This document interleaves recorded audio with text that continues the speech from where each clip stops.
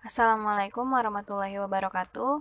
Di video kali ini kita akan mempelajari materi tentang interaksi makhluk hidup dengan lingkungannya. Kita lanjutin materi yang sebelumnya ya, ini part 2-nya. Hari ini tujuan pembelajaran kita adalah siswa dapat melakukan penyelidikan untuk mengidentifikasi komponen abiotik dan biotik yang ada pada lingkungan sekitar, serta interaksi yang terjadi di dalamnya, dan siswa dapat membuat laporan hasil penyelidikan secara tertulis. Jadi nanti ada tugas yang butuh laporan. Hari ini submateri bahasan kita yang pertama yaitu interaksi antar makhluk hidup dan yang kedua ketergantungan antar makhluk hidup.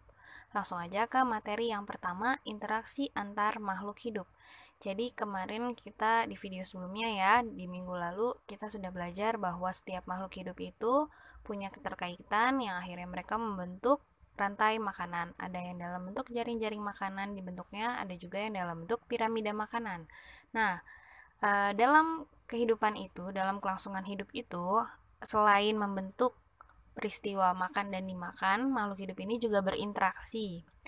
Nah, interaksinya itu ada yang namanya interaksi netral. Jadi ini interaksi antara makhluk hidup yang dia itu nggak saling mengganggu, tapi berada dalam satu habitat yang sama. Jadi hewan-hewan ini ada dalam satu habitat yang sama, tapi dia nggak saling menguntungkan ataupun merugikan. Jadi ini namanya hubungan yang netral.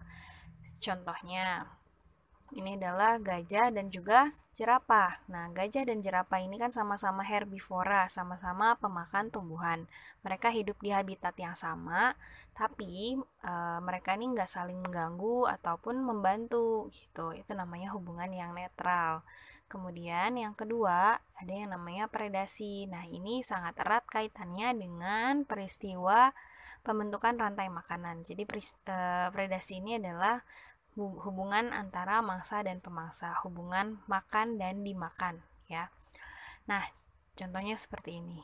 Ini proses perburuan si rusa ya oleh singa, ya kan, singa. Jadi ini predatornya adalah pemangsanya, si singanya, kemudian ini mangsanya, rusanya gitu. Rusa atau kijang. Ini namanya predasi. Jadi ada yang dimakan, ada yang diburu, dan ada yang memburu.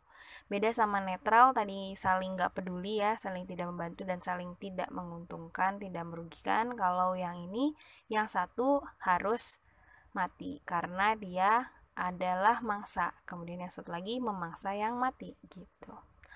Kemudian yang ketiga ada juga simbiosis ya. Kita lanjut ke simbiosis. Jadi tadi bukan hubungan yang saling erat, bukan hubungan yang baik gitu ya, biasa aja. Nah, kalau di sini hubungan yang merugikan nih. Namanya simbiosis parasitisme di mana yang satu itu untung, yang satu lagi rugi. Jadi di parasitisme ini ada istilah yang namanya inang. Nah, parasit itu adalah yang merugikannya. Jadi parasit itu yang menghinggap dan mengambil makanan dari makhluk hidup lain. Nah, makhluk hidup yang menjadi sumber makanannya itu namanya inang. Contohnya, ini adalah benalu ya, benalu tali putri dengan tumbuhan teh-tehan ya. Nah, si benalu ini dia nggak menghasilkan makanan, tapi dia menyerap makanan dari pohon teh-tehan. Jadi pohon teh-tehannya itu bisa mati karena kandungan makanannya diambil sama si benalu ini gitu. Jadi pohonnya adalah inangnya, ini benalunya ini adalah parasitnya gitu. Jadi ini simbiosis parasitisme, yang satu untung si benalu, yang satu rugi si inangnya gitu. Yang keempat, simbiosis komensalisme. Nah, kalau ini yang untung rugi, kalau simbiosis komensalisme ini yang satu untung, yang satunya lagi biasa aja gitu. Jadi salah satunya untung ya, salah satunya lagi biasa aja, nggak untung, nggak rugi juga. Jadi netral yang satunya. Nah, ini contohnya adalah ikan hiu dengan ikan remora. Jadi ikan hiu ini dia kan membuang kotoran ya, di laut itu dia buang kotoran, si ikan remora akan membersihkan gitu.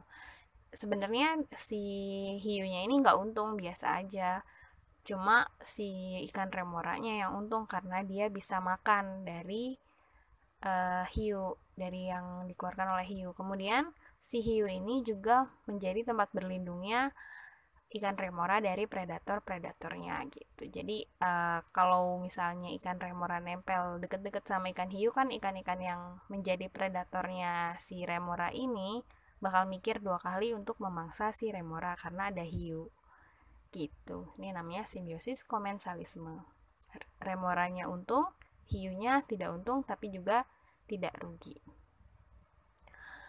Kelima, simbiosis mutualisme. Nah, ini simbiosis yang saling menguntungkan. Biasanya kan kalau kalian main game mutualan yuk gitu. Nah, mutual itu berarti saling menguntungkan. Jadi kalau mutualan harusnya saling menguntungkan ya.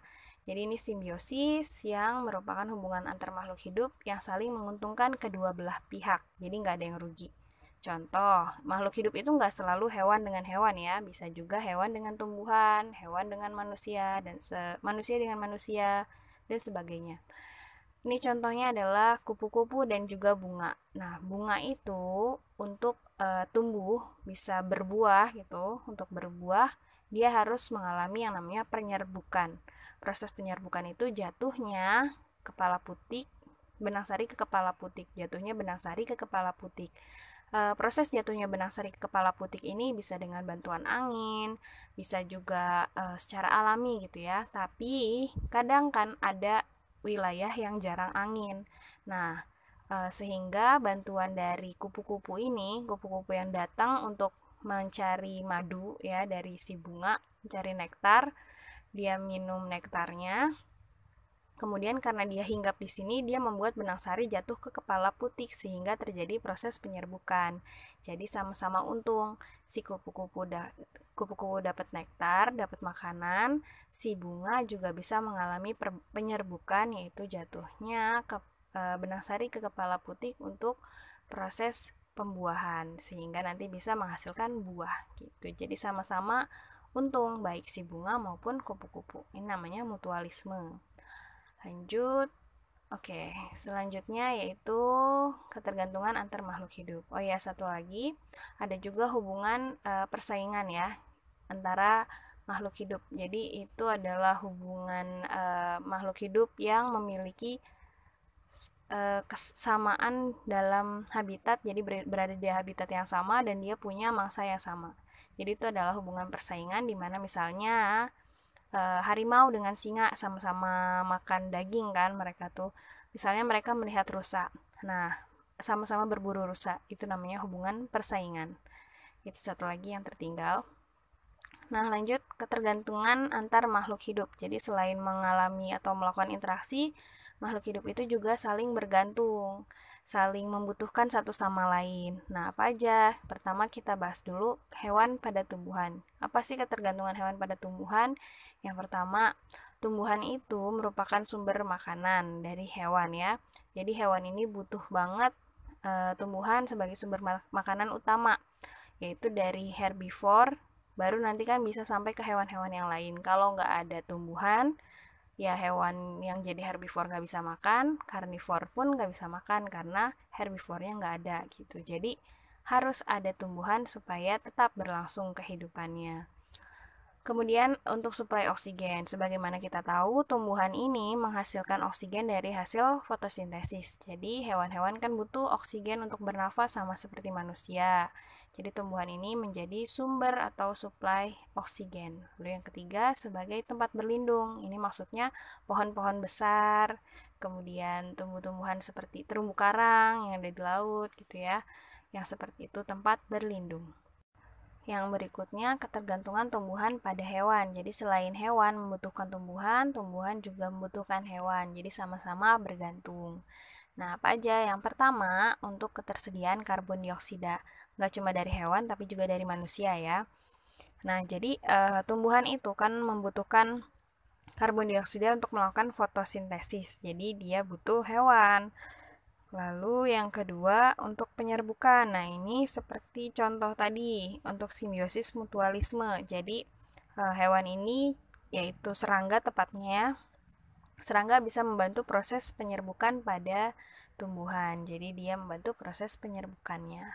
Lalu yang ketiga untuk penyebaran biji. Nah, misalnya tumbuhan itu kalau misalnya dia berbuah, dia berkembang biak dengan biji, kan nggak selalu bijinya itu bisa disebar manusia gitu. Kadang ada hewan juga yang membantu proses penyebarannya karena dia terbang di atasnya sehingga bijinya itu tersebar sehingga tumbuh tumbuhan baru. Itu juga dibantu sama hewan. Lalu berikutnya adalah ketergantungan manusia terhadap tumbuhan dan hewan. Sama seperti yang ini tadi ya. Mana kursornya? Nah ini dia. Ketergantungan tumbuhan pada hewan juga masih banyak, tapi kita ambil 3 terbesar aja. Ini 3 terbesar ya. Masih banyak lagi, nanti kalian bisa tambahin lagi. Kalau ketergantungan manusia terhadap tumbuhan dan hewan, ini hampir mirip. Jadi pertama sama tumbuhan itu, ini untuk tumbuhan ya. Tumbuhan maupun hewan itu adalah sumber makanan bagi manusia. Karena kita makan sayur, makan ayam, makan daging, makan telur, itu kan semua sumbernya dari hewan dan juga tumbuhan. Lalu yang kedua, untuk suplai oksigen, ini asalnya dari tumbuhan. Lalu yang ketiga, untuk bahan pakaian. Nah, ini bisa dari tumbuhan, bisa dari hewan. Kan kita pakaian itu kan dari kain. Kain itu bisa dihasilkan ada yang dari hewan, ada yang dari tumbuhan, dari benang gitu kan ya.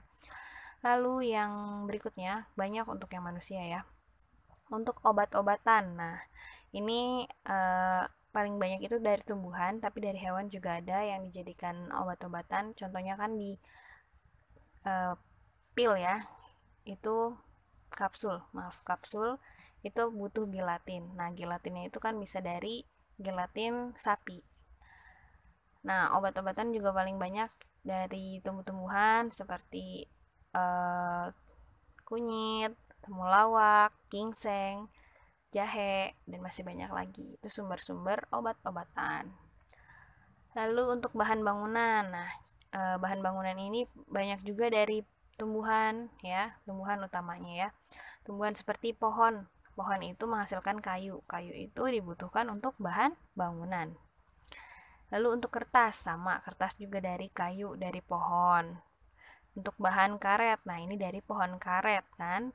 Lalu untuk parfum dan kosmetik, ini dari tumbuh-tumbuhan, dari bunga-bunga biasanya. Untuk bahan bakar, nah bahan bakar ini bisa dari fosil ya, dari fosil. Fosil itu dari hewan atau tumbuhan yang sudah menahun menjadi fosil. Fosilnya itu bisa jadi bahan bakar gitu. Untuk tujuan keindahan dan landscape. Nah, ini tumbuh-tumbuhan. Tumbuh-tumbuhan itu kan bisa mempercantik suasana. Jadi manusia juga butuh itu. Karena kan manusia nggak bisa hidup terus monoton gitu ya. Butuh sesuatu yang indah, yang sedap dipandang supaya seimbang gitu hidupnya. Dan seterusnya masih banyak lagi. Jadi masih banyak ketergantungan antar makhluk hidup yang lainnya. Kalian bisa cari lagi, bisa gali lebih dalam, bisa pelajari terus-menerus. Jadi itu dia materi kita di bab tentang interaksi makhluk hidup dengan lingkungannya. Semoga ilmu kita bermanfaat. Tetap semangat, jaga kesehatan. Wassalamualaikum warahmatullahi wabarakatuh.